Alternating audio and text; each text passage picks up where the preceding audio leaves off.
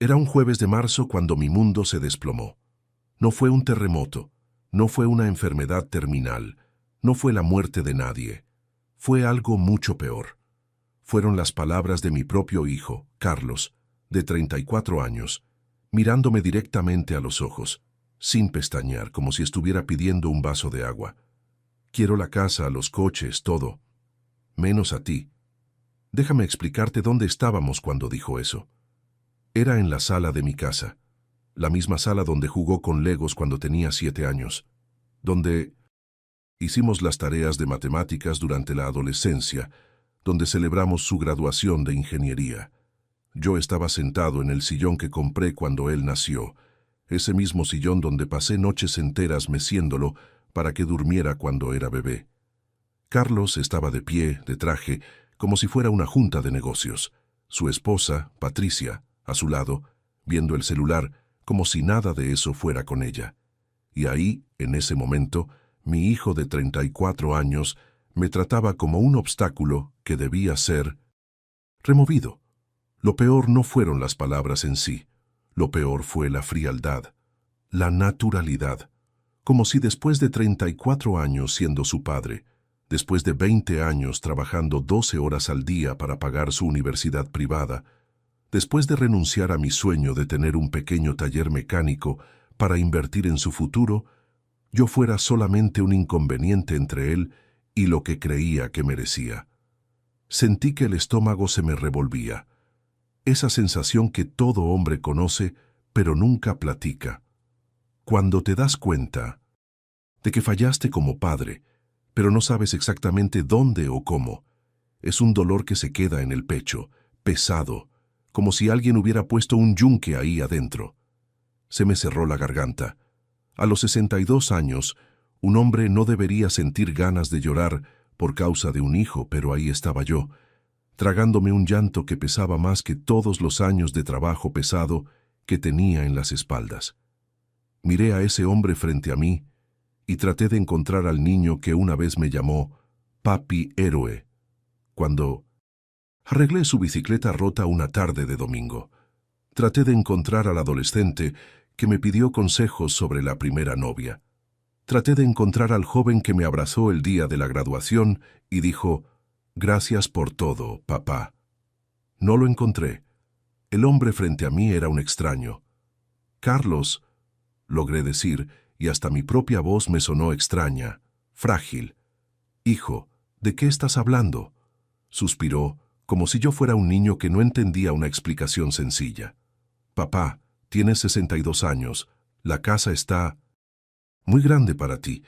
Los coches se quedan parados en la cochera. Te podrías cambiar a un departamento más chico, más práctico. Nosotros nos hacemos cargo de todo». ¿Nosotros?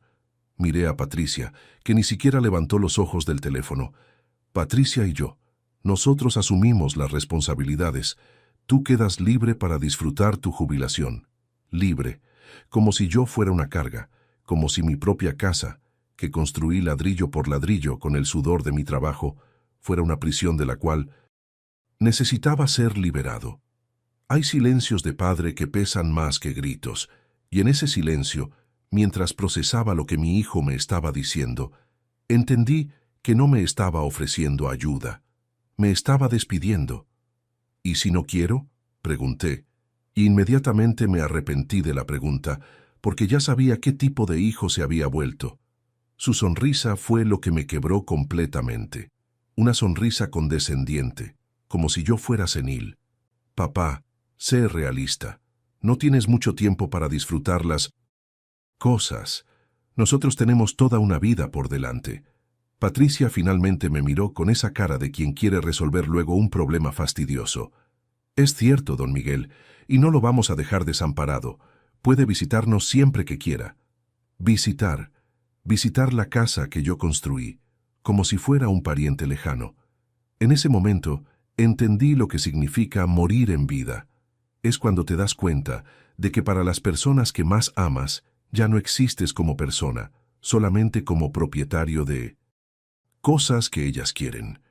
Existe una soledad específica de hombre que crió hijos que después se volvieron extraños.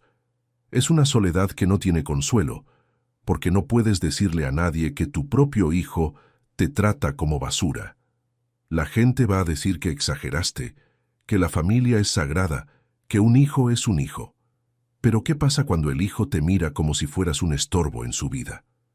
Me levanté del sillón despacio. Mis piernas estaban temblando, no de edad, sino de shock. Miré a los dos, ahí en mi sala, planeando mi vida como si yo no estuviera presente, y una rabia comenzó a crecer en mi pecho. No una rabia explosiva, sino una rabia fría, calculada. «Salgan de mi casa», dije, con una voz que ni reconocí como mía. Carlos se rió. Se rió. «Papá, no seas dramático. Nomás estamos tratando de ayudar. Salgan, ahorita». Y por primera vez en años, mi hijo me obedeció. Pero antes de salir, se volteó y dijo: «Regresamos cuando usted esté más dispuesto a platicar como adulto». Como adulto. Como si yo fuera un niño berrinchudo por no querer entregar todo lo que construí en la vida a un hijo que me trataba como estorbo. Cuando se cerró la puerta, me quedé solo en esa sala que de repente parecía más grande, más vacía. Me senté en el sillón y por primera vez en 34 años como padre, me permití hacer una pregunta que todo hombre tiene miedo de hacer. ¿Será que crié un monstruo? ¿Cuántas veces un padre se traga el llanto para parecer fuerte? Esa noche me tragué tanto que pensé que me iba a ahogar.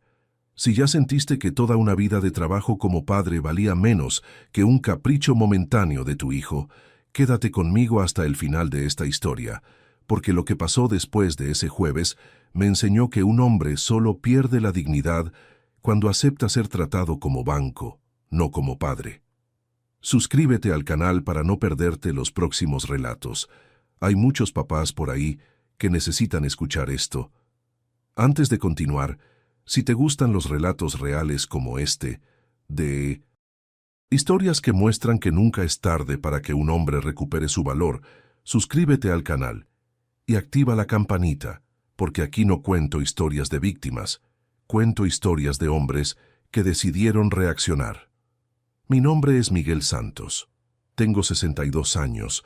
Soy jubilado de Pemex, donde trabajé por 37 años como técnico en mantenimiento de equipos, y necesito regresar un poco en el tiempo para que entiendas cómo llegué a ese momento, escuchando a mi propio hijo tratarme como un cajero automático con piernas, no como un padre que dedicó décadas de su vida para criar a ese hombre, porque esta historia va a hacer que muchos padres reconsideren lo que están aceptando en nombre del amor familiar. Conocí a Silvia cuando yo tenía 26 años, ella 24.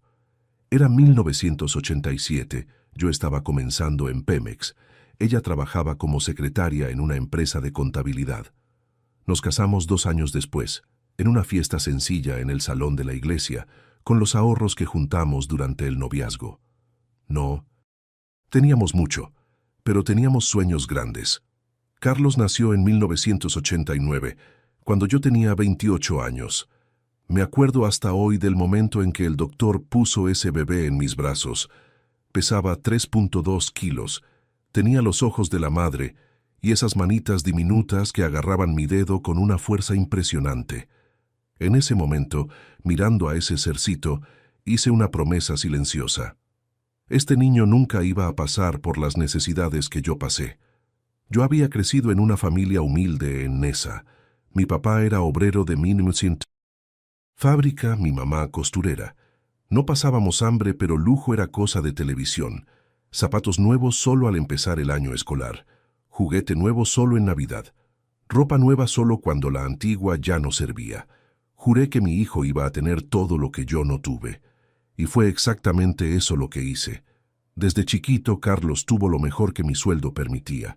Escuela privada desde el kinder, aunque eso significara que yo hiciera tiempo extra todos los fines de semana. Clases de inglés los sábados, por la mañana, aunque eso significara que yo trabajara días feriados para pagar. Material escolar de la mejor calidad, ropa de marca, tenis importados que veía en la televisión y pedía. Silvia a veces se quejaba de que yo estaba exagerando. que los niños no necesitaban tanto lujo. Pero yo insistía. Nuestro hijo va a tener oportunidades que nosotros no tuvimos. Cuando Carlos tenía 10 años, compramos casa propia. Una casa de 2 pisos de 3 recámaras en Nezahualcóyotl, con patio grande donde él podía jugar. Fue el logro de mi vida hasta ese momento. Me acuerdo de llegar del trabajo y encontrar a Carlos corriendo en el patio con los amigos, gritando de alegría. «Papi, ahora tenemos casa propia», me dijo, abrazándome con esa fuerza de niño feliz. En ese abrazo sentí que todos los años de trabajo pesado, todas las horas extra, todos los días feriados trabajados, habían valido la pena. Durante la adolescencia, Carlos era un buen muchacho. No daba lata en la escuela, tenía calificaciones decentes, ayudaba a su mamá en casa cuando yo estaba trabajando. Hablaba de ser ingeniero como el tío de Silvia, que tenía una vida cómoda. Yo lo apoyaba totalmente. «Vas a ser ingeniero, mijo. Papá va a buscar la manera de pagar la universidad». Y busqué la manera. Cuando Carlos pasó el examen para ingeniería civil en una universidad privada en 2008, la colegiatura costaba casi la mitad de mi sueldo. Pero no dudé. Agarré tiempo extra que ni sabía que existía.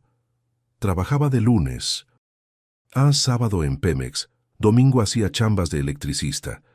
Silvia se quejaba de que casi no estaba en casa, pero yo le explicaba, es temporal. Cuando Carlos se gradúe, nuestra vida va a mejorar. Durante los 5 años de su carrera, viví como monje. No compraba ropa nueva, no salía a tomar con los compañeros, no tomaba vacaciones. Cada centavo extra era para la educación de Carlos. Material didáctico, copias, pasaje, lonche en la universidad, computadora nueva cuando se descompuso la anterior. Yo pagaba todo, siempre. Me acuerdo de una noche, Carlos llegó a casa emocionado con un proyecto de la universidad. «Papá, necesito unos libros específicos. Son caros, pero el profesor dijo que quien haga este proyecto tiene más chance de conseguir prácticas en una empresa buena».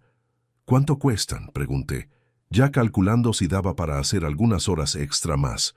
«300 pesos», dijo medio apenado. 300 pesos era mi dinero de comida de 2 semanas, pero no dudé. «Mañana te doy el dinero». Y así fue.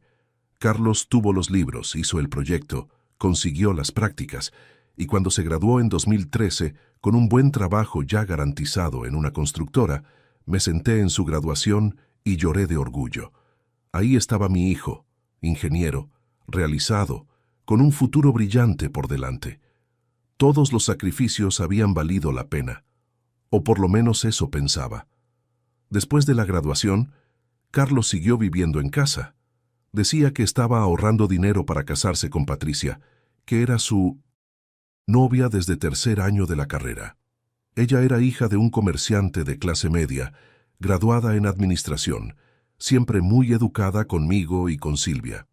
En esa época, Carlos contribuía con una cantidad pequeña para los gastos de la casa, más simbólica que real. Pero a mí no me importaba. «Déjalo que junte dinero», le decía a Silvia. «Cuando se case, lo va a necesitar». En 2015 se casó. La fiesta fue en el salón del club de su empresa para 150 personas. Patricia quería todo perfecto. Decoración cara, banquete sofisticado, banda en vivo. El presupuesto inicial era 20,000 pesos. Su sueldo como ingeniero junior apenas cubría la mitad. «Papá», vino a platicarme, «¿será que no podría ayudar con la fiesta? Es un día especial, ¿sabe? Queremos que sea inolvidable». Una vez más no dudé. Rompí mi cochinito de la jubilación futura y ayudé con 15,000 pesos, casi todos mis ahorros de años. La fiesta estuvo preciosa. Carlos y Patricia radiantes, felices, agradeciendo la ayuda. «Papá, nunca voy a olvidar lo que hizo por mí», me dijo en el brindis, abrazándome fuerte. En ese momento, mirando a mi hijo feliz, casado, empezando la vida, sentí que había cumplido mi papel como padre. Le había dado todas las oportunidades, todo el amor, todo el apoyo necesario. Después de la boda, rentaron un departamento de 2 recámaras en Nezahualcóyotl. Carlos estaba ganando bien. Patricia también trabajaba. Nos visitaban todos los domingos para comer, le traían flores a Silvia, platicaban de fútbol conmigo. Familia unida, armoniosa, pero las cosas empezaron a cambiar sutilmente en 2017. Las visitas disminuyeron, las llamadas se hicieron más raras. Cuando venían a comer, Carlos parecía siempre distraído, checando el celular, platicando del trabajo, quejándose de los gastos. Patricia empezó a hacer comentarios sobre la casa. «¡Qué sala tan grande! De seguro gasta una fortuna en luz». Yo pensaba que era cosa de mi cabeza. La gente recién casada se enfoca más en su propia vida. Es natural. En 2018, Silvia murió. Cáncer de mama, rápido, agresivo. 3 meses del diagnóstico al final.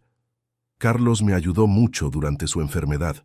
Llevaba a su mamá a las consultas cuando yo no podía faltar al trabajo. Se quedaba en el hospital durante las sesiones de quimioterapia.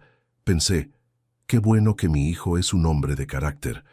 Después del entierro me dijo, «Papá, si quiere venir a vivir con nosotros por un tiempo, buscamos la manera».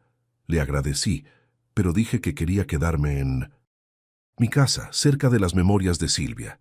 Él respetó, pero fue después de su muerte que todo empezó a cambiar de verdad, como si la presencia de Silvia fuera lo que mantenía a Carlos siendo el hijo que yo conocía. Sin ella ahí para ver, lentamente se fue transformando en una persona que yo no reconocía. Y yo, devastado por la pérdida de la mujer que amé por 31 años, no me di cuenta de que estaba perdiendo a mi hijo también. Hay dolores que un hombre se traga por años, hasta que un día la garganta no aguanta más. Y ese jueves de marzo sería el día en que mi garganta finalmente se cerraría para siempre. Los primeros señales de que algo andaba mal empezaron pequeños, casi imperceptibles, cosas que cualquier padre amoroso disculparía como cambio natural de la vida adulta. 3 meses después del entierro de Silvia, Carlos apareció en casa un martes por la noche. Estaba extraño, inquieto, tocando las cosas de la sala como si estuviera evaluando el valor de ellas. «Papá, ¿puedo pedirte algo?», empezó sin mirarme a los ojos. «Claro, mijo. ¿Será que no me podrías prestar unos 3,000 pesos? Es temporal, nomás hasta el mes que viene. Salió una oportunidad de inversión en el trabajo». 3,000 pesos era mucho dinero en esa época, casi la mitad de mi jubilación. Pero era mi hijo pidiendo ayuda. «¿Para cuándo lo necesitas?». «Si es posible, mañana. La oportunidad es única». Al día siguiente, fui al banco y saqué el dinero. Carlos pasó por la casa al final de la tarde. Agarró el sobre y me dio un abrazo rápido. «Gracias, papá. El mes que viene te lo devuelvo con intereses». Pasó el mes. Pasaron 2 meses. Cuando yo tocaba el tema delicadamente, él decía, «Papá, la inversión está rindiendo bien, pero todavía no puedo sacar. Unos días más». Unos días más se volvieron unos meses más. Los 3,000 pesos nunca regresaron. En diciembre de ese mismo año, nueva petición. «Papá, Patricia necesita hacerse un tratamiento dental urgente, particular, porque el seguro no cubre. Son 5,000 pesos. Esta vez dudé.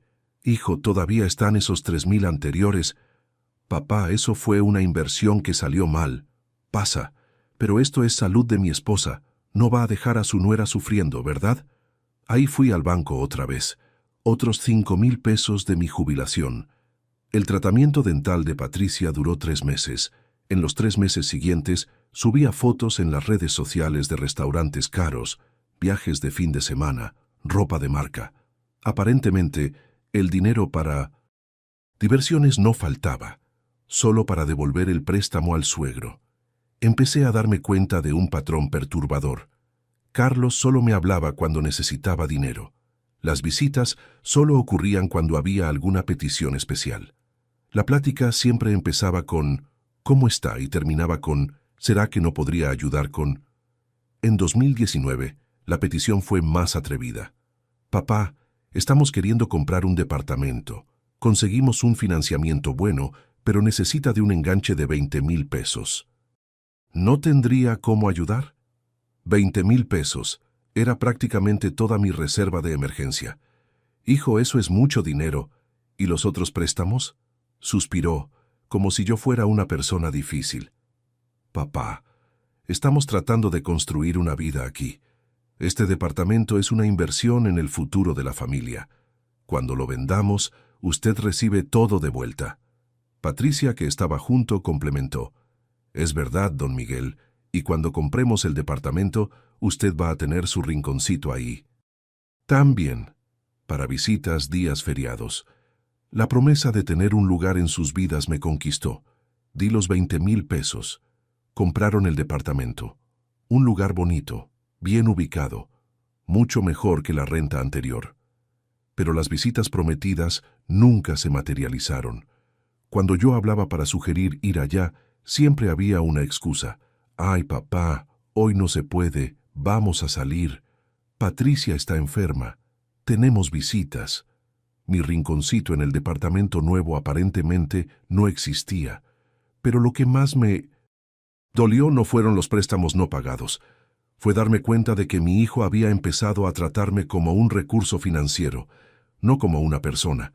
Cuando yo hablaba solo para platicar, él siempre tenía prisa. Papá, estoy en el trabajo, platicamos después. Pero cuando él hablaba siempre había una petición detrás. Las pláticas se volvieron superficiales, mecánicas. Él preguntaba cómo estaba, yo respondía que estaba bien. Él decía que todo estaba perfecto también, y después venía la verdadera razón de la llamada. Papá, pasó una situación aquí. En 2020, durante la pandemia, pensé que las cosas iban a mejorar. Con todo mundo en casa, imaginé que tendríamos más tiempo para platicar, para acercarnos. Me equivoqué. Carlos hablaba ocasionalmente, pero siempre para quejarse de algo. El trabajo estaba difícil, el departamento estaba costando caro, la vida estaba complicada, y siempre, al final de la plática, una insinuación. Qué bueno que usted tiene la casa pagada y la jubilación. Garantizada no, papá. Ha de ser tranquilo. Como si mi tranquilidad financiera fuera un insulto a sus problemas. En ese periodo, yo estaba realmente solo, sin Silvia, sin contacto real con Carlos, pasando días enteros sin platicar con nadie. La casa que antes estaba llena de vida y risas ahora hacía eco con mis pasos solitarios. Empecé a tener problemas de presión alta. Nada grave, pero el doctor recomendó evitar estrés. Cuando le conté esto a Carlos, durante una de sus raras llamadas, la respuesta fue: papá necesita conseguirse una actividad.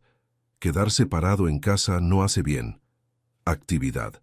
Como si la soledad fuera una elección mía. En esa misma época, descubrí que Carlos había subido fotos de un viaje a Acapulco en las redes sociales. Acapulco en medio de la pandemia, hospedado en un hotel que costaba mínimo 300 pesos la noche. Pero cuando yo había sugerido que vinieran a comer en casa el domingo anterior, la excusa fue: estamos sin lana para gasolina, papá. Sin lana para gasolina, pero con lana para Acapulco. Fue en esa época que empecé a darme cuenta de que mi hijo no solo no me respetaba como padre, había empezado a verme como un tonto. Un viejo ingenuo que pagaba la vida buena de él mientras recibía migajas de atención a cambio. La gota que derramó el vaso de esa fase fue en el Día del Padre de 2021. Desperté esperando una llamada, una visita, cualquier muestra de cariño. El teléfono se quedó mudo todo el día. Al final de la noche, recibí un mensaje en WhatsApp. Feliz Día del Padre. Perdón por no haber hablado, día ocupado, saludos. Un mensaje genérico. El tipo de mensaje que le mandas a un conocido. Esa noche, acostado en la cama que compartí con Silvia por 31 años, entendí una verdad amarga. Había criado un hijo que me toleraba por educación, pero no me amaba por elección. Y lo peor, yo había permitido que eso pasara. Durante años, confundí dar dinero con dar amor. Confundí ser generoso con ser respetado.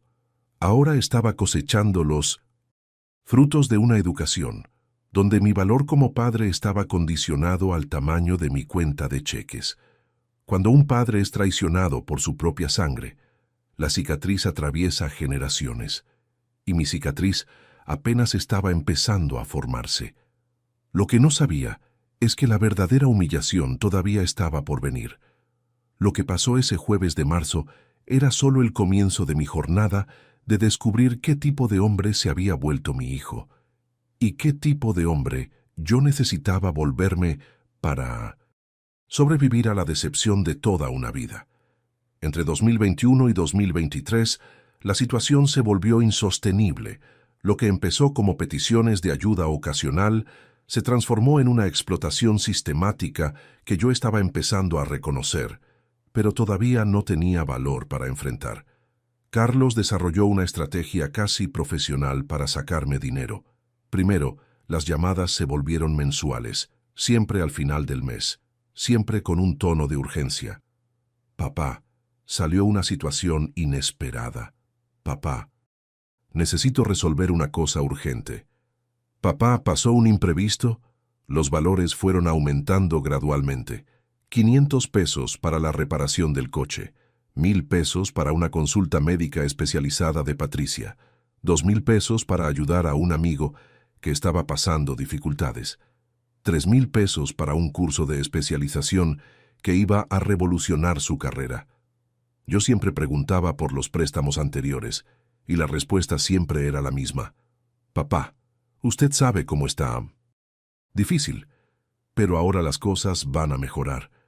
O si no, papá, no se preocupe por eso ahorita. Lo importante es resolver esta situación actual. En 2 años, calculé que había prestado más de 40,000 pesos a Carlos. 40,000 pesos que representaban 2 años de mi jubilación, todas mis reservas de emergencia, parte de lo que había planeado dejar como herencia para él. Pero el dinero era solo parte de la humillación. Lo peor era cómo había empezado a tratarme en las raras ocasiones en que nos encontrábamos. Me acuerdo de una comida en 2022 en un restaurante que él escogió, un lugar caro donde el platillo más barato costaba 80 pesos. Cuando llegó la cuenta, me miró con naturalidad. Papá, ¿usted paga hoy? Ando medio apretado. Durante la comida, platicó sobre sus planes. Un viaje a Europa que estaba organizando, un coche nuevo que quería comprar, reformas en el departamento. Todo platicado con emoción, como si el dinero para esos lujos fuera a caer del cielo, o mejor dicho, como si fuera a salir del bolsillo del papá. Cuando comenté que también me gustaría viajar algún día, tal vez conocer la costa del Pacífico, se rió. Papá, ¿a su edad? ¿Para qué eso? Usted ya trabajó toda la vida, ahora es hora de quedarse tranquilo en casa. Tranquilo en casa. Como si a los 62 años fuera un inválido que no merecía tener más sueños o deseos. En esa época, empecé a darme cuenta de que Carlos había desarrollado una visión muy específica sobre mi función en su vida. Yo debería trabajar, jubilarme, quedarme callado en casa y disponibilizar mi dinero cuando él necesitara. Cualquier deseo mío de tener una vida propia, de hacer planes, de gastar en mis propias ganas, era visto como capricho senil. La soledad que sentía no era solo por estar físicamente solo. Era una soledad existencial, de hombre que se da cuenta de que dedicó toda la vida para criar a alguien que no lo ve como persona. Hay una soledad específica de hombre mayor que es difícil de explicar. Las mujeres, cuando enviudan, generalmente mantienen redes de apoyo, amigas, vecinas, actividades sociales. Los hombres no. Nos pasamos la vida enfocados en el trabajo y la familia, y cuando la familia se aleja y el trabajo se acaba, queda un vacío que no tiene nombre. Pasaba días enteros sin platicar con nadie. Despertaba, desayunaba solo, veía televisión solo, comía solo, dormía solo.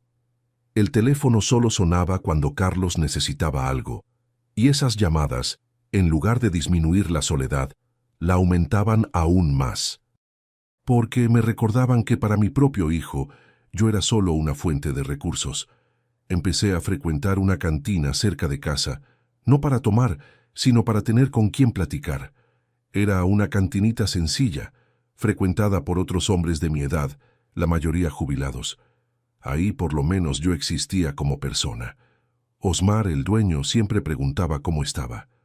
Don Antonio, que jugaba dominó toda tarde, siempre me invitaba a una partida. Fue en una de esas tardes en la cantina que conocí a don Joaquín, de 68 años, que estaba pasando por una situación parecida a la mía. Ex empleado de Correos de México, viudo hace 3 años, con 2 hijos que solo aparecían cuando necesitaban dinero.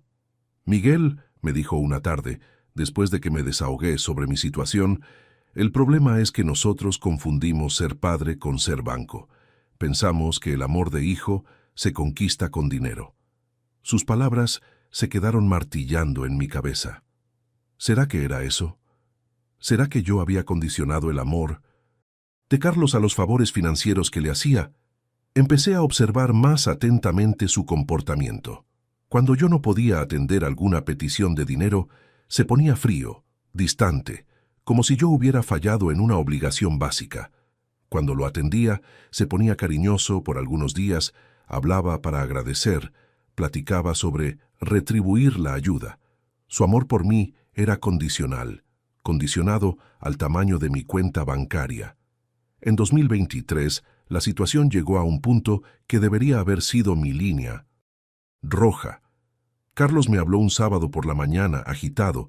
«Papá, pasó algo. Patricia está embarazada». Por un momento, mi corazón se llenó de alegría. Iba a ser abuelo. Finalmente, habría una nueva vida en la familia, una criatura que yo podría amar y que tal vez me devolviera el sentimiento. «¡Qué noticia tan maravillosa!», dije, levantándome para abrazar a los dos. Pero Carlos levantó la mano, como para interrumpirme. «Papá, espere, la cosa es más complicada». Patricia estaba llorando bajito. Carlos explicó. «No estábamos planeando tener hijo ahorita. La situación financiera está apretada. El departamento necesita remodelación para hacer un cuarto del niño. Patricia va a tener que dejar de trabajar en los últimos meses. Son muchos gastos inesperados». No entendí a dónde quería llegar. Pero van a buscar la manera, ¿verdad? Tener un hijo es una bendición. «Papá», Carlos me miró directamente, «estábamos pensando, ¿usted no podría ayudar a pagar estos gastos?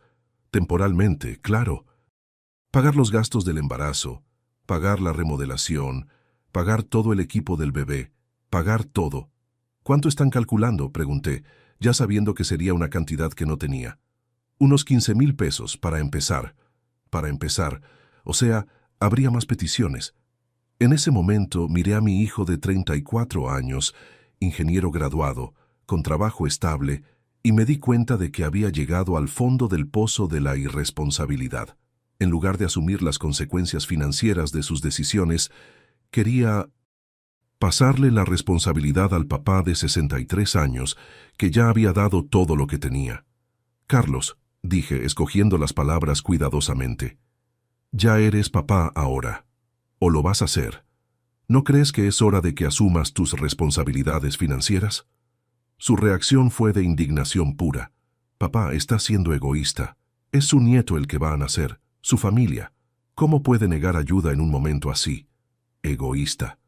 Yo, que había gastado más de 200,000 pesos en su vida entre educación, boda y préstamos, nunca pagados, era egoísta por cuestionar otra petición de dinero. «No es cuestión de negar ayuda, mijo, es cuestión de que ustedes asuman la responsabilidad de adultos». Patricia dejó de llorar y me miró con coraje. «Don Miguel, con todo respeto, usted está jubilado, no tiene grandes gastos, vive solo en esta casa tan grande. No cuesta nada ayudar a la familia». Casa tan grande. Como si vivir en la casa que construí con el sudor de mi trabajo fuera un lujo injustificado. Carlos se levantó, enojado. «Papá, no puedo creer que me esté haciendo esto, después de todo lo que hemos pasado juntos. Todo lo que hemos pasado juntos, como si los sacrificios hubieran sido mutuos, como si yo no hubiera sido el único en renunciar a cosas para beneficiarlo». Se fueron de casa enojados. Durante 2 semanas Carlos no habló. Cuando finalmente habló, fue para decir que había conseguido el dinero prestado del banco, con intereses altos, y que estaba decepcionado con la actitud del papá. Decepcionado conmigo, por no pagar otra irresponsabilidad suya, Fue en esa época que empecé a entender que mi hijo se había vuelto un adulto mimado que creía tener derecho al dinero del papá. Y yo, con mi generosidad excesiva, había creado ese monstruo. El mismo hombre que cargó al hijo en los hombros un día se ve sin piso para pisar. Y yo estaba completamente sin piso, dándome cuenta de que había fallado no solo como padre, sino como educador de carácter. El embarazo de Patricia fue un periodo de distanciamiento casi total. No me incluían en las consultas médicas, no compartían los preparativos, no platicaban sobre nombres o planes. Me enteré de que era varón a través de un post en Instagram de Patricia. Me enteré de que nació cuando Carlos mandó una foto por WhatsApp 3 días después del parto. Miguel Nieto. Llevaba mi nombre, pero yo era prácticamente un extraño en su vida. Y fue justamente la existencia de mi nieto lo que precipitó la conversación de ese jueves de marzo. Porque Carlos había encontrado finalmente la justificación perfecta para tomar todo lo que yo tenía. Es para garantizar el futuro de su nieto, papá. Como si robarle la dignidad al abuelo fuera una forma de proteger al nieto. Existe un dolor específico de hombre que se da cuenta de que crió un hijo que no solo no lo respeta, sino que planea activamente apropiarse de todo lo que él construyó en la vida. Y ese dolor estaba a punto de volverse algo mucho mayor. Una rabia que ni sabía que tenía dentro de mí. La noche después de ese jueves fue la más larga de mi vida. Me quedé sentado en el sillón de la sala hasta las 4 de la mañana, rumiando cada palabra que Carlos había dicho, cada expresión de desprecio, cada gesto de falta de respeto. Quiero la casa, los coches, todo, menos a ti. La frase hacía eco en mi cabeza como un martillo. A los 62 años, mi propio hijo me veía como un estorbo entre él y mi herencia. No un papá enfermo que necesitaba cuidados, no un mayor que merecía respeto. Un estorbo. En esa madrugada tuve la revelación que todo hombre traicionado tiene. El momento exacto en que dejas de hacer papel de pendejo y decides reaccionar. Me levanté del sillón, fui al espejo del baño y me miré. Realmente parecía un hombre derrotado. Barba sin rasurar, ojos rojos de cansancio, postura encorvada de quien carga el peso de años de decepción. Pero por debajo de esa apariencia de vencido, había algo que Carlos no conocía. 37 años de trabajo pesado en Pemex me habían enseñado que los problemas existen para ser resueltos, no para ser aceptados. Miguel, le dije al hombre en el espejo, pasaste 34 años siendo un padre generoso y dedicado. Ahora es hora de ser un hombre inteligente. El viernes por la mañana le hablé a mi sobrino Daniel, hijo de la hermana de Silvia, abogado especializado en derecho familiar. No platicábamos hacía meses, pero siempre fue un muchacho decente e inteligente. Tío Miguel, qué sorpresa, ¿cómo está? Daniel, necesito tu ayuda. Profesional. ¿Puedes venir a mi casa hoy? Es urgente. 2 horas después, Daniel estaba sentado en mi sala, escuchando atentamente mientras le relataba toda la situación con Carlos. Cada préstamo no pagado, cada humillación, cada muestra de falta de respeto, culminando en la exigencia del jueves. Daniel movió la cabeza indignado. Tío, eso es abuso financiero de adulto mayor. Carlos está cometiendo un delito. No quiero demandar a mi hijo, Daniel, pero quiero protegerme. Vamos a hacerlo. Siguiente, dijo abriendo la carpeta que trajo. Le voy a explicar todas sus opciones legales y le voy a ayudar a organizarse para que esto nunca más pase. Durante las 2 horas siguientes, Daniel me explicó derechos que ni sabía que tenía. Me mostró cómo podía proteger mi patrimonio, cómo podía precaverme contra intentos futuros de explotación, cómo podía legalmente dar una lección a quien tratara de engañarme. Tío, usted tiene más poder del que se imagina. Solo necesita usarlo de la manera correcta. Esa tarde, empecé la primera fase de mi plan. Investigar exactamente cuál era la situación financiera real de Carlos y Patricia, porque después de años dando dinero para emergencias, Quería saber si esas emergencias eran reales o solo una farsa para sacar recursos de un papá pendejo. Daniel me enseñó a accesar información pública sobre patrimonio, deudas, movimiento financiero. Era impresionante cuánto se podía descubrir sobre una persona con las herramientas correctas.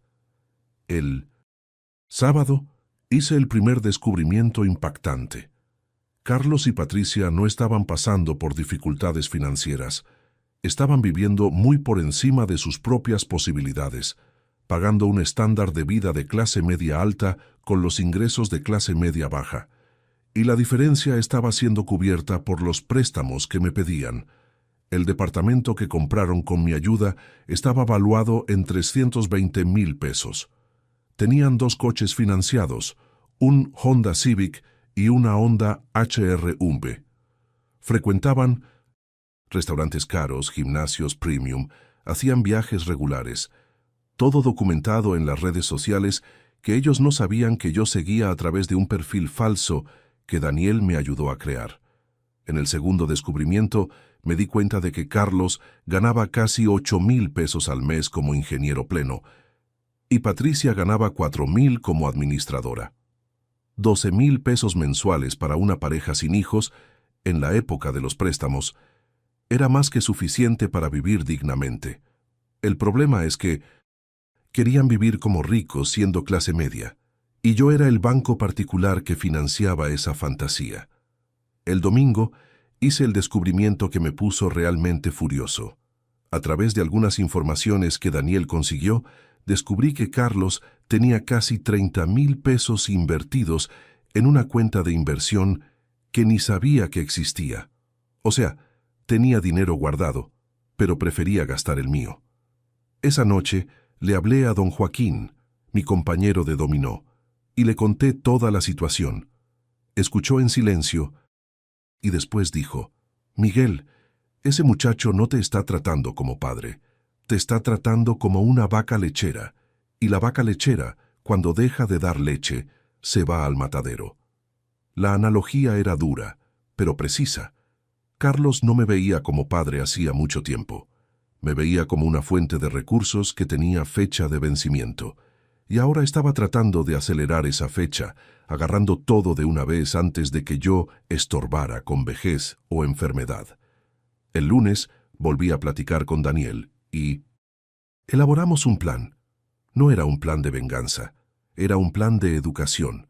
Carlos necesitaba aprender algunas lecciones sobre respeto, consecuencias y realidad de la vida. «Tío», dijo Daniel, «vamos a usar su arrogancia en su contra. Está tan confiado de que usted es un viejo ingenuo que no va a sospechar nada». La primera parte del plan era sencilla. Yo iba a aceptar la exigencia de Carlos. Iba a entregar todo para él: casa, coches, bienes. Pero había un detalle que Carlos no sabía. Iba a entregar solo lo que él podía ver, no lo que realmente tenía. Durante la semana, Daniel me ayudó a reorganizar todo mi patrimonio de forma legal e inteligente. Separamos los bienes visibles de los bienes reales. Protegimos mis reservas de una forma que Carlos jamás imaginaría. El martes empecé la segunda fase: plantar información falsa para Carlos. Le hablé, con voz de derrotado: «Mijo, he estado pensando en lo que dijiste. Tal vez tengas razón. Tal vez ya esté muy viejo para cuidar todo esto». Percibí la emoción en su voz. «Papá, qué bueno que estás siendo racional. Nomás queremos su bien». Agendé una reunión con mi abogado para el viernes. «Vamos a resolver todo de una vez». «Perfecto, papá. Va a ver que es la mejor decisión». Durante la semana finalicé todos los preparativos. Daniel estaba impresionado con la sofisticación del esquema que armamos. «Tío, cuando Carlos descubra lo que realmente pasó, va a ser una lección para toda la vida». El jueves por la noche, víspera de la reunión, le hablé a Carlos para confirmar los detalles. Estaba eufórico. «Papá, déjelo en nuestras manos. No se va a arrepentir». No me iba a arrepentir, pero no por las razones que él se imaginaba. El viernes por la mañana me arreglé con cuidado especial: camisa formal, pantalón formal, zapatos lustrados. Quería estar presentable para el día más importante de los últimos años de mi vida. Llegamos a la oficina del abogado a las 10 horas. Carlos y Patricia puntualmente, Daniel y yo también. El licenciado Roberto, abogado que Daniel había escogido para representar a Carlos, sin que él supiera que era nuestro aliado, estaba con todos los documentos listos. Buenos días, gente. Vamos a formalizar la transferencia de los bienes del señor Miguel al señor Carlos. Carlos casi no podía contener la ansiedad. Estaba con una carpeta llena de documentos que había preparado, como si fuera el comprador de un negocio importante. Licenciado, dijo, traje toda la documentación necesaria.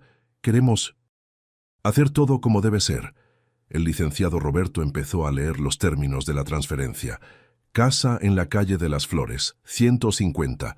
Coche Honda Fit 2018. Coche Volkswagen Gol 2015. Muebles y utensilios domésticos diversos. Carlos firmaba cada documento con una sonrisa satisfecha. Patricia fotografiaba las firmas con el celular, como si estuviera registrando un momento histórico. Listo, dijo el licenciado Roberto después de una hora de firmas. Todo está formalizado, los bienes están oficialmente transferidos. Carlos se levantó, vino a abrazarme. Papá hizo lo correcto, vamos a cuidar bien todo. Estoy seguro de que sí, respondí, sonriendo por primera vez en semanas. Lo que Carlos no sabía es que yo había transferido solo los bienes que él podía ver. La casa de la calle de las Flores número 150 no era mi residencia principal. Era una casa pequeña que había comprado años atrás como inversión y que estaba valuada en 80,000 pesos. Los coches eran realmente míos, pero eran los más baratos que tenía. Mi casa verdadera, donde vivimos Silvia y yo por décadas, estaba a nombre de una empresa que Daniel había creado meses antes. Mis inversiones, mi cuenta principal, mis reservas, todo estaba protegido en estructuras que Carlos jamás descubriría. Le había dado exactamente lo que pidió: una casa, coches, bienes. Solo que no eran los bienes que él se imaginaba. Cuando salimos del notario, Carlos estaba radiante.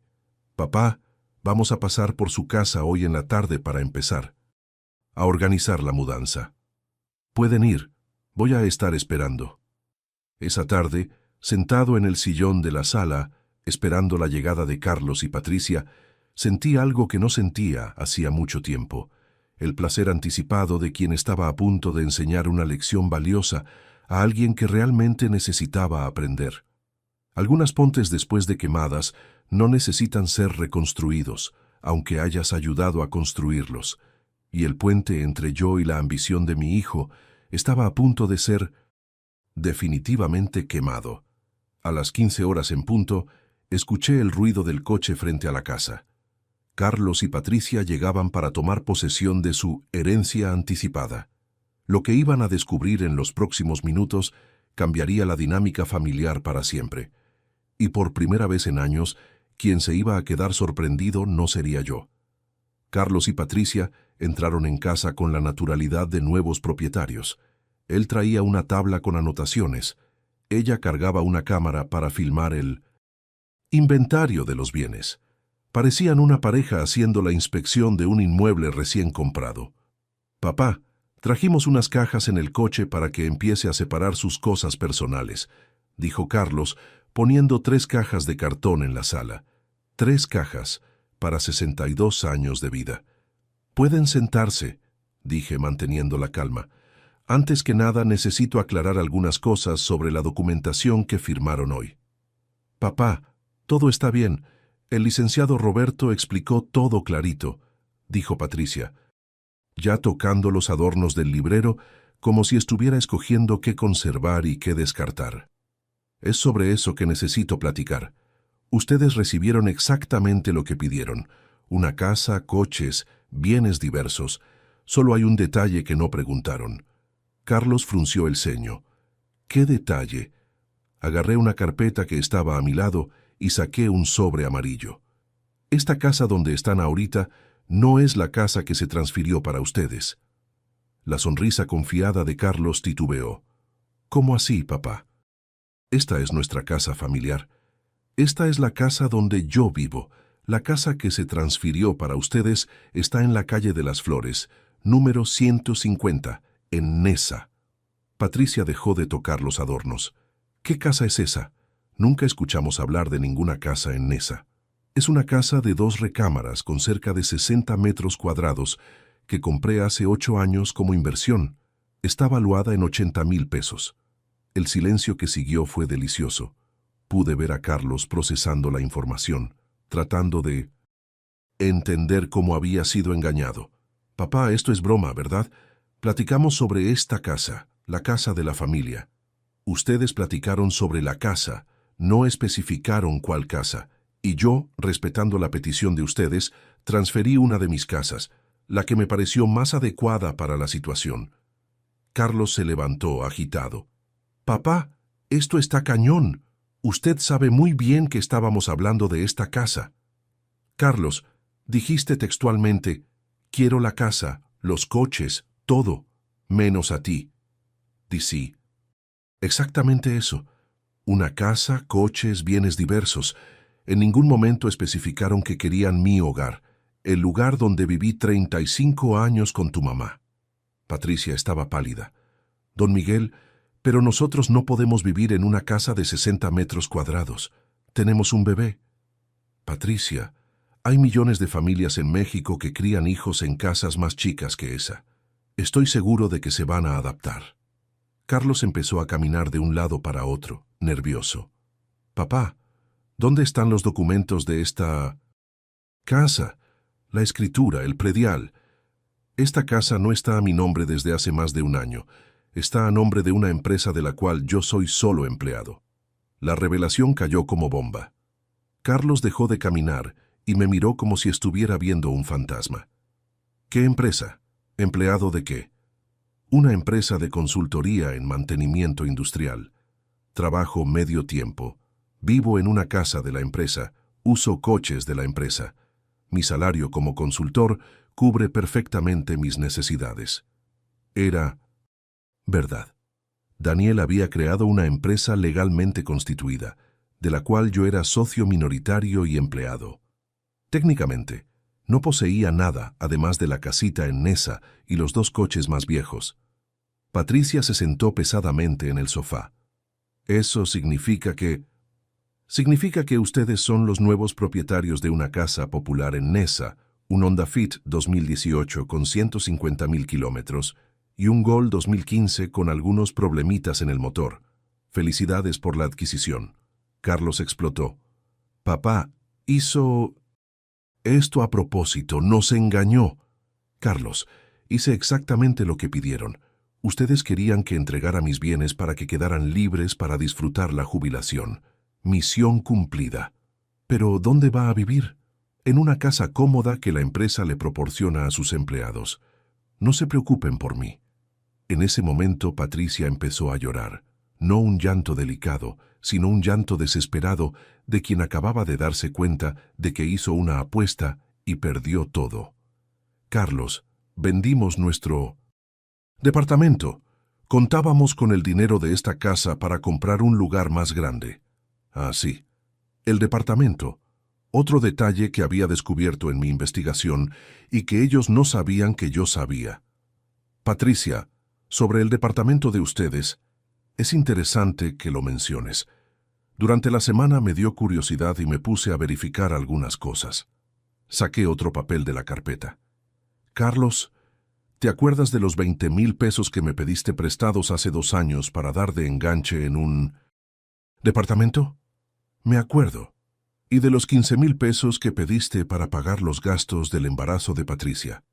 Papá, ¿a dónde quiere llegar? Quiero llegar al hecho de que descubrí que ustedes vendieron el departamento hace 3 semanas por 350,000 pesos. O sea, no necesitaban esta casa para vivir. Querían esta casa para vender. El silencio regresó. Esta vez, un silencio pesado, de quien fue cachado en una mentira gigantesca. Querían convertir mi casa en una inversión. Querían meterme en un asilo o en un departamentito cualquiera y embolsarse los 400,000 pesos que vale esta casa. Carlos trató de negar. Papá, No es eso. Carlos, deja de mentir. Ustedes vendieron el departamento, contaban con el dinero de esta casa para comprar una casa más grande y que sobrara una buena cantidad para inversiones. Yo era solo un obstáculo en medio del plan de ustedes. Patricia se levantó y fue a la ventana, llorando aún más fuerte. Carlos se quedó algunos minutos en silencio, procesando cómo toda su estrategia se había desmoronado. Está bien, papá. Vamos a resolver esto. Usted deshace esta transferencia loca y regresamos a lo normal. No puedo deshacer, Carlos. La transferencia fue legal y definitiva. Ustedes son los propietarios legítimos de una casa en Nesa. Entonces, vendemos esa casa y usamos el dinero como enganche para financiar otra. Pueden hacer eso. Solo hay un detalle. La casa tiene algunas pendencias en la documentación que van a tomar cerca de 2 años para resolverse. Hasta entonces no se puede vender. Daniel había sido brillante en ese aspecto. La casa tenía cuestiones burocráticas apropiadas que impedirían cualquier venta rápida. Carlos explotó nuevamente. Papá, está siendo vengativo. Esto es cobardía. Carlos, estoy siendo educativo. Ustedes me quisieron tratar como un banco durante años. Ahora están descubriendo que los bancos tienen reglas, contratos y letras chiquitas. En ese momento sonó el teléfono de Patricia. Contestó todavía, llorando. Bueno, sí, soy Patricia. Sí, ¿cómo que quieren el dinero de vuelta? No podemos devolver, ya lo gastamos. Colgó el teléfono desesperada. Carlos, era la gente que compró nuestro departamento. Quieren cancelar la compra porque descubrieron que hay problema en la documentación. Carlos se puso blanco. ¿Qué problema? Problema de predial atrasado que no declaramos en la venta. Otro detalle que había descubierto y que Daniel había cuidadosamente filtrado a los compradores a través de canales apropiados. La situación se estaba deteriorando rápidamente. En pocas horas, Carlos y Patricia habían descubierto que la casa que recibieron no era la que esperaban. El departamento que vendieron tenía problemas legales, estaban sin lugar para vivir. Habían gastado dinero que ahora necesitaban devolver. No tenían acceso a los bienes que realmente querían. Carlos se sentó en el sillón, con la cabeza en las manos. Papá, ¿qué quiere de nosotros? Quiero que aprendan una lección, Carlos. Quiero que entiendan que tratar a un padre como fuente de recursos tiene consecuencias. Nos está dejando en la calle. No, Carlos, ustedes se están dejando en la calle. Yo ofrecí una casa. Ustedes crearon expectativas irreales sobre cuál casa sería. Patricia regresó del teléfono aún más desesperada. Carlos, hablé con mi mamá. Nos puede recibir por algunos días, pero no nos puede mantener. Y mis papás viven en una casa de 2 recámaras. No hay espacio para nosotros y el bebé. Estaban empezando a entender la realidad. Sin la explotación del suegro, su vida era mucho más complicada de lo que imaginaban. Carlos intentó una última jugada. Papá, ¿y si hacemos un trato? Devolvemos la casa de Nesa y pagamos una parte de los préstamos que debemos. ¿Qué parte, Carlos? Me deben más de 40,000 pesos acumulados. ¿Cuánto pueden pagar ahorita? Podemos pagar 1,000 pesos al mes. 1,000 pesos al mes durante 40 meses. ¿Creen que se van a acordar de esa deuda por 3 años y medio? Su silencio fue la respuesta. ¿Sabes cuál es la diferencia entre ustedes y yo, Carlos? Cuando asumo un compromiso, lo cumplo. Cuando ustedes asumen, encuentran excusas. En ese momento, sonó mi teléfono. Era Daniel. Tío, ¿puedo hablar con Carlos? Hay unas cuestiones burocráticas sobre la transferencia. Pasé el teléfono. Carlos platicó por 5 minutos, haciendo preguntas sobre documentos, plazos, posibilidades de reversión. Cuando colgó, estaba aún más abatido.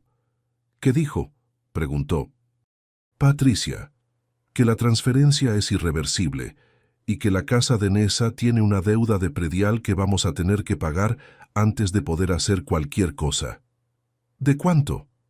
12,000 pesos. Patricia se tiró en el sofá. No tenemos 12,000 pesos.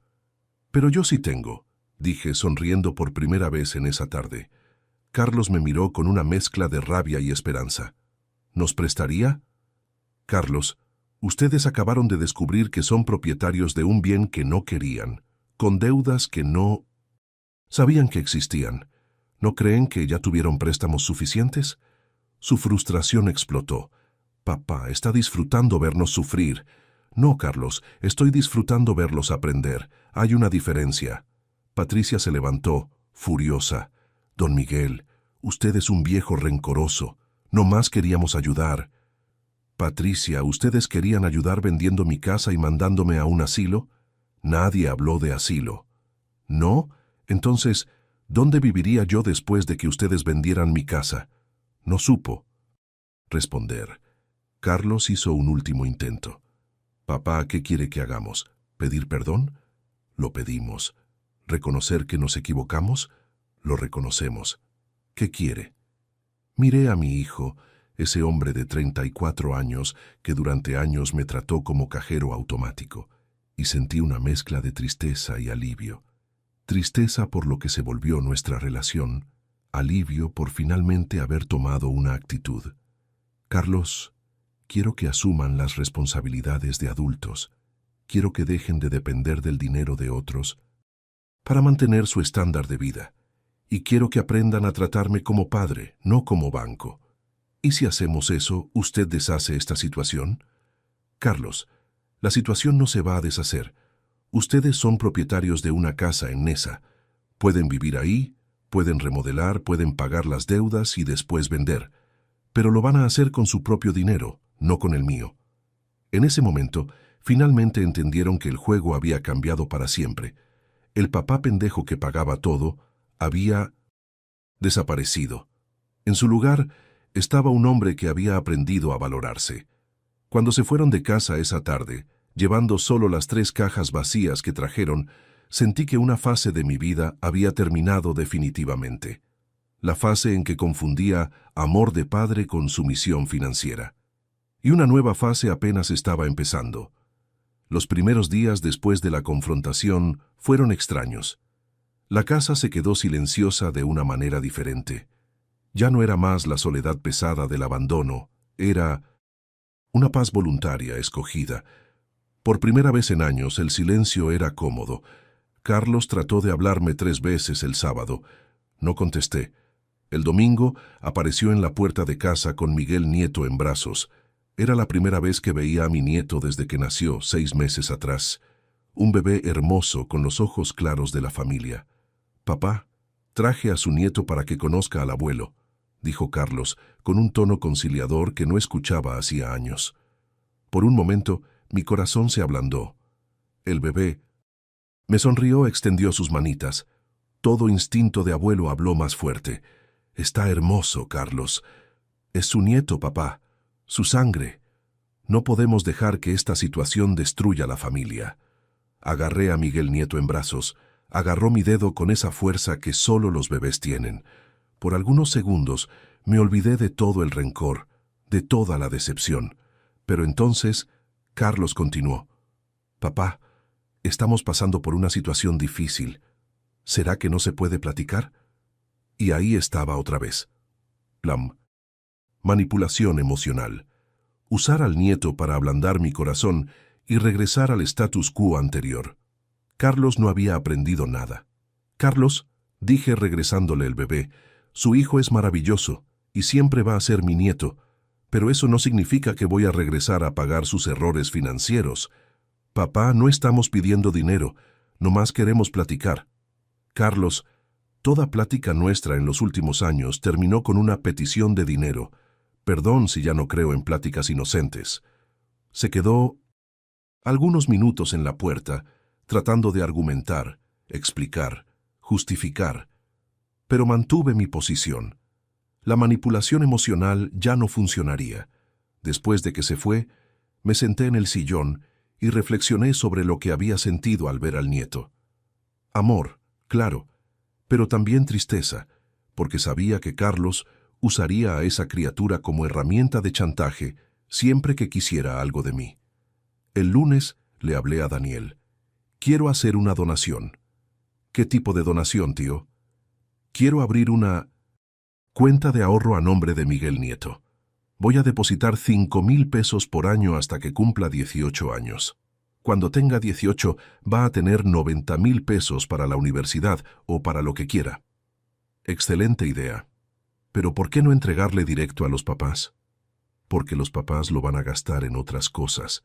Quiero garantizar que mi nieto tenga oportunidades, pero sin pasar por el filtro de los papás irresponsables. Durante la semana, organicé esta cuestión y varias otras. Estaba descubriendo que sin la presión constante de las peticiones de dinero de Carlos, tenía energía mental para cuidar mi propia vida. Decidí hacer algo que siempre quise, pero nunca tuve valor. Me inscribí en un curso de carpintería para la tercera edad, ofrecido por la delegación. Siempre tuve habilidad manual, siempre me gustó trabajar con madera, pero nunca tuve tiempo para explorar eso como hobby. La primera clase fue un martes por la mañana. Llegando ahí, encontré un grupo de 12 hombres de mi edad, todos jubilados, todos con historias interesantes.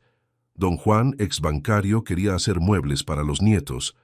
Don Roberto, ex chofer de camión, soñaba con construir una casita de muñecas para la nieta. Don Mario, ex maestro, quería hacer libreros para los libros que acumuló durante la vida. ¿Y usted, Miguel, qué quiere hacer?, preguntó el profesor Antonio. Quiero hacer una cuna, respondí sin pensar, para mi nieto. En las semanas siguientes, el curso de carpintería se volvió lo mejor de mi semana.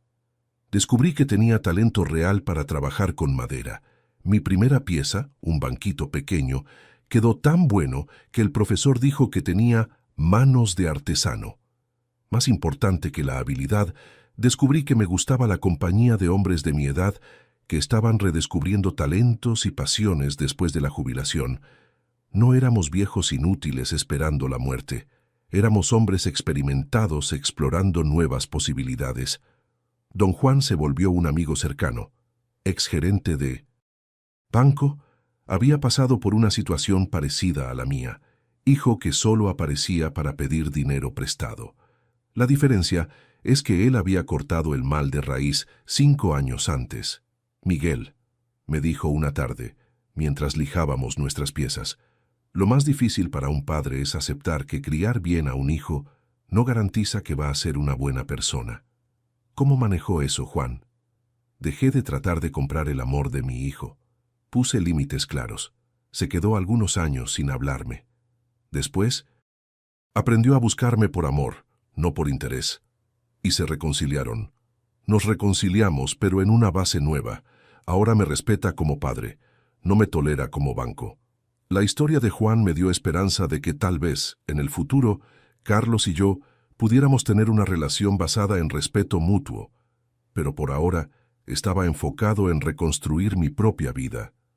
Durante el curso de carpintería, también conocí a doña Elena, de 58 años, que tomaba clases de pintura en el salón de al lado. Viuda. Hace 2 años, madre de 3 hijos ya criados, estaba redescubriendo su pasión por el arte después de 35 años dedicados exclusivamente a la familia. Empezamos a platicar durante los recesos de las clases. Tenía una energía contagiosa, una alegría genuina por estar redescubriendo talentos que había abandonado cuando se casó. Miguel, ¿sabías que gané un premio de dibujo cuando tenía 16 años? Dejé de dibujar el día que me casé, porque la mujer casada no tiene tiempo para tonterías. ¿Y ahora? Ahora estoy pintando 2 telas por semana y sintiéndome más viva de lo que me sentí en los últimos 20 años. La amistad con Elena me mostró algo importante. No era tarde para tener compañía, para conocer personas interesantes, para construir relaciones basadas en afinidades reales. Empezamos a tomar café juntos, después de las clases. Ella me platicaba sobre los cuadros que estaba pintando. Yo hablaba sobre las piezas que estaba construyendo. Platicábamos sobre películas, libros, lugares que nos gustaría conocer. Por primera vez en años, tenía pláticas que no giraban alrededor de problemas o peticiones de dinero. 3 meses después del episodio con Carlos, hice algo que no hacía décadas. Viajé. Elena había mencionado que siempre quiso conocer Guanajuato, y yo también tenía esa gana antigua. Decidimos hacer el viaje juntos, como amigos. Fueron 3 días increíbles. Visitamos museos, iglesias históricas, comimos en restaurantes típicos, caminamos por las callejuelas. Elena pintó acuarelas de los paisajes, yo tomé fotos e hice anotaciones para reproducir algunos detalles de arquitectura en madera. La última noche del viaje, cenando en una posada con vista a la ciudad iluminada, Elena dijo algo que se quedó grabado en mi memoria. Miguel, mira nomás hasta dónde llegamos. 2 viudos de más de 60 años, redescubriendo el placer de vivir. ¿Quién diría que la vida podía recomenzar a los 60? En ese momento, entendí que había recuperado algo que pensé haber perdido para siempre. La capacidad de ser feliz por mí mismo, sin depender de la aprobación o la presencia de otras personas. Cuando regresamos del viaje, encontré 5 mensajes de Carlos en mi teléfono, todos con el mismo tono. Papá, necesitamos platicar. Papá, aparézcanse por acá. Papá no nos puede abandonar así. No regresé ninguna llamada. 2 semanas después, Carlos apareció en la clase de carpintería. Me esperó afuera con Miguel Nieto en la carriola. «Papá, ¿cómo está?», preguntó cuando salí. «Estoy...». «Bien, Carlos, muy bien».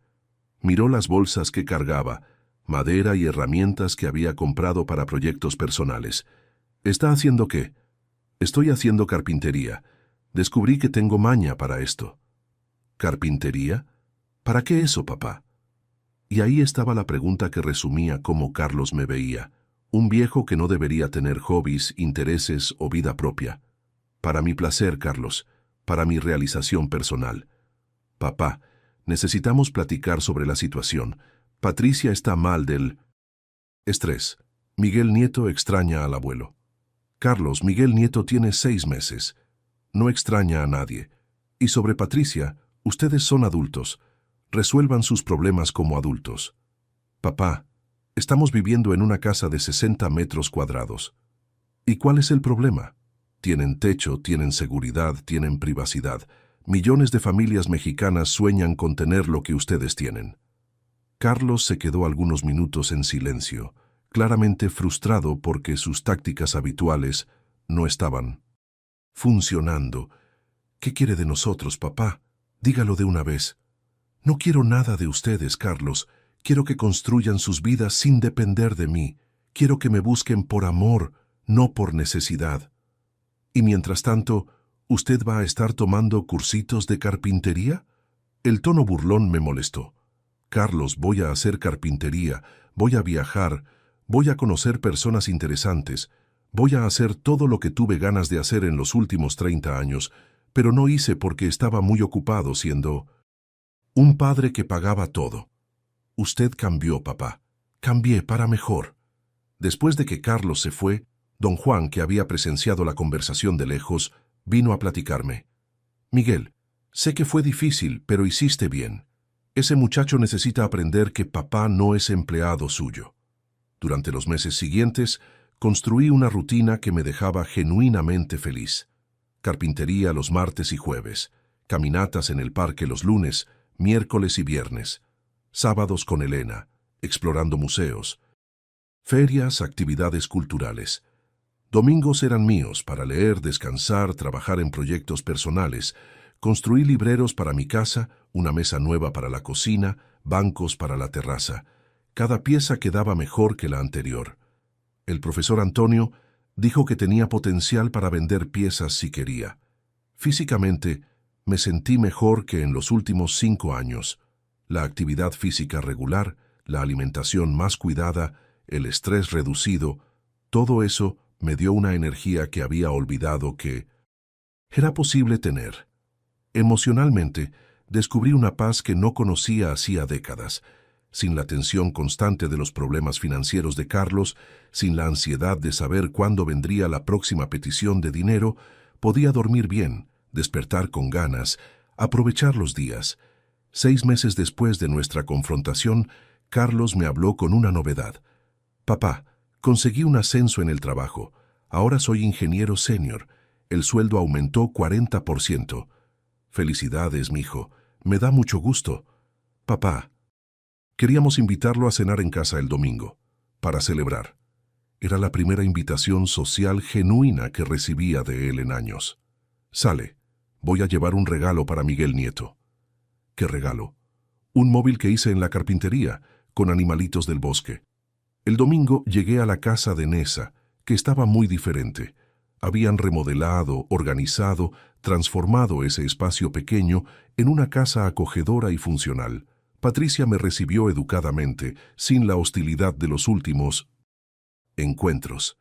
La cena fue agradable. Platicamos sobre trivialidades, sobre el trabajo de Carlos, sobre el desarrollo de Miguel Nieto.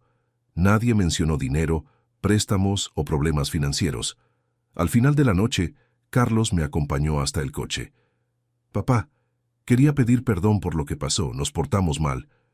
Carlos, gracias por reconocer eso. Usted nos dio una lección importante. Aprendimos a salir adelante solos. ¿Y cómo está siendo? Difícil, pero gratificante. Por primera vez en la vida adulta, estoy logrando pagar todas las cuentas sin ayuda de nadie.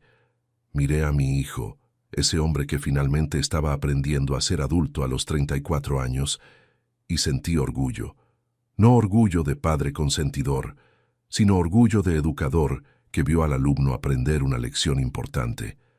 Carlos, quiero que sepas que siempre vas a ser mi hijo, y Miguel Nieto siempre va a ser mi nieto, pero nuestra relación de ahora en adelante va a estar basada en respeto mutuo, no en dependencia financiera. Entiendo, papá, y estoy de acuerdo. Esa noche, manejando de regreso a casa, sentí que había recuperado no solo mi dignidad como hombre, sino también la posibilidad de tener una relación sana con mi hijo. Una relación donde era respetado como padre, no tolerado como fuente de recursos. Y por primera vez en años, el futuro me parecía lleno de posibilidades interesantes.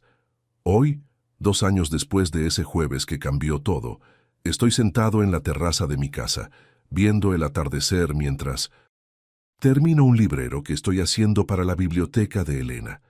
Es una tarde de sábado y en algunas horas vamos a cenar en un restaurante nuevo que ella descubrió. La vida tiene una manera curiosa de enseñarnos lecciones cuando menos las esperamos. A los 64 años, descubrí que nunca es tarde para que un hombre reaprenda a valorarse. Carlos viene a comer aquí cada segundo domingo del mes. Trae a la familia, platicamos sobre la vida, sobre fútbol, sobre los progresos de Miguel Nieto, que ahora con casi 3 años ya dice abuelito, y le encanta jugar con los juguetes de madera que le hago. Patricia se volvió una persona diferente también, más madura, más respetuosa, más consciente de que la familia se construye con cariño, no con explotación. Nunca más pidieron dinero prestado, no porque no necesiten a veces, sino porque aprendieron a resolver sus problemas solos. Carlos se volvió un padre responsable que trabaja por el futuro de su propio hijo, no un eterno adolescente, esperando que papá resuelva todo. El mes pasado me mostró su nueva credencial de trabajo. Lo habían ascendido otra vez, ahora es coordinador de proyectos en la constructora. Me platicó con orgullo genuino cómo había logrado pagar todas las deudas de la casa de Nessa y estaba planeando una remodelación para ampliar el espacio. Papá, me dijo ese día, quería agradecer por la lección que me dio. Fue dura, pero necesaria. ¿Qué lección, mijo? La lección de que ser hombre significa asumir responsabilidades, no transferirlas a otros. Ese fue uno de los momentos más gratificantes de mi vida como padre. Ver a mi hijo finalmente entender lo que significa ser un hombre de verdad. La cuenta de ahorro de Miguel Nieto ya tiene 12,000 pesos. Cada año deposito 5,000, como planeado. Cuando cumpla 18 años, va a tener recursos para estudiar donde quiera, pero va a aprender desde chico que el dinero se conquista con trabajo y responsabilidad, no con manipulación y explotación. Elena y yo desarrollamos una amistad que se transformó en una compañía especial. No es un romance de película, es algo mejor. Es una sociedad de personas maduras que se respetan y se complementan, Viajamos juntos, hacemos actividades juntos, pero cada uno mantiene su independencia y su casa. Es el tipo de relación que solo es posible cuando ya sabes quién eres y qué quieres de la vida. El mes pasado, hicimos un viaje increíble a San Miguel de Allende. Elena pintó los paisajes coloniales. Yo fotografié. Arquitecturas interesantes para reproducir en madera. Nos quedamos en una posada acogedora, caminamos por la ciudad, cenamos en restaurantes con chimenea. A los 64 años, estaba viviendo experiencias que siempre quise vivir, pero nunca tuve oportunidad. Lo más impresionante es cómo mi vida social se expandió. Además del grupo de carpintería, empecé a frecuentar un club de lectura para la tercera edad. Me inscribí en un grupo de caminata en el parque, participo en actividades de la parroquia del barrio. Descubrí que existen muchas personas interesantes de mi edad que, como yo, están redescubriendo el placer de vivir. Don Juan se volvió uno de mis mejores amigos. Hacemos proyectos de carpintería juntos, jugamos dominó todos los jueves, vemos los partidos del América en la cantina de Don Osmar. Es el tipo de amistad que faltaba en mi vida, basada en afinidades genuinas, no en problemas o necesidades. Físicamente, me siento mejor que a los 55 años. La actividad regular en la carpintería mantiene mi coordinación motora. Las caminatas en el parque mejoraron mi condicionamiento.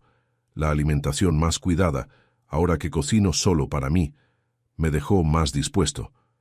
Mi doctor dijo que mi presión arterial se normalizó y que mi estado general de salud está excelente para mi edad. Financieramente, descubrí que puedo vivir muy bien con mi jubilación cuando no estoy pagando el estándar de vida irresponsable de otras personas. Logré hasta formar una pequeña reserva nueva, esta vez guardada, de forma que nadie puede presionarme para gastarla. La empresa que Daniel creó está funcionando. Doy consultoría en mantenimiento para pequeñas empresas de la región, trabajo 15 horas por semana, gano un complemento bueno para mi jubilación y mantengo mi mente activa. Es gratificante ser buscado por la experiencia y conocimiento que acumulé en 37 años de Pemex. Emocionalmente, descubrí una serenidad que nunca tuve. Durante décadas, viví con la ansiedad constante de resolver problemas ajenos, de atender expectativas imposibles, de ser el proveedor infinito de la familia. Ahora finalmente entendí que puedo ayudar a las personas que amo sin sacrificarme completamente. La lección más importante que aprendí es que respetarse a sí mismo no es egoísmo, es necesidad. Durante años, confundí ser generoso con ser pendejo, confundí amar con ser explotado. Aprendí que establecer límites es un acto de amor propio y que enseñar responsabilidad a los hijos es más importante que facilitarles la vida. Para otros hombres que puedan estar pasando por situaciones similares, quiero dejar algunas reflexiones importantes. Primero, no confundas amor paterno con sumisión financiera. Hijo que solo te busca cuando necesita dinero no es hijo cariñoso, es hijo interesado, y tienes derecho y obligación de establecer límites claros. Segundo, nunca es tarde para recomenzar. A los 60, 65, 70 años, todavía puedes descubrir nuevos talentos, hacer nuevas amistades, vivir nuevas experiencias. La tercera edad puede ser una de las fases más ricas de tu vida si no aceptas el papel de viejo inútil que la sociedad trata de imponer. Tercero, aprende a decir no. No para ser cruel, sino para ser justo contigo mismo. Tienes derecho a guardar recursos para tu propia seguridad. Tienes derecho a gastar en tus propios gustos. Tienes derecho a vivir tu vida sin ser solo un financiador de los sueños ajenos. Cuarto, busca compañía de tu edad. Existen miles de personas maduras buscando amistades genuinas, actividades interesantes, experiencias enriquecedoras. No te aísles pensando que tu vida útil se acabó. Quinto, si criaste hijos irresponsables financieramente, deja de facilitar su irresponsabilidad. Puede ser doloroso al principio, pero es la única forma de forzarlos a crecer como adultos. Lo mejor que hice en estos 2 años fue dejar de verme como un hombre al final de la vida y empezar a verme como un hombre al inicio de una nueva fase de la vida, una fase donde finalmente puedo vivir para mí mismo, sin culpa, sin presión, sin explotación. Miguel Nieto creció y se volvió un niño alegre y cariñoso. Cuando viene a visitarme, jugamos en el patio, construimos cosas con bloques de madera, leemos libros ilustrados.